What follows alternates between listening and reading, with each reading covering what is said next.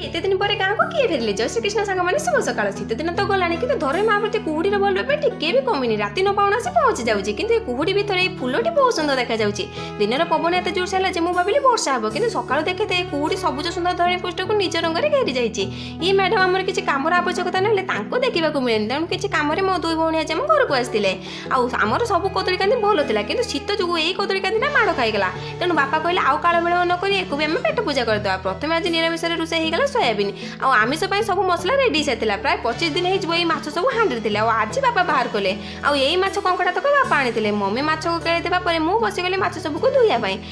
नुआ बहु पर माछ को हलदी लगे नानी एपटे कंकड़ा को भल भाव में भाजी देते कि भारत पाकिस्तान पर आम आज अलग से जेहेतु माछ खाऊे से दी जन सांगे खाइले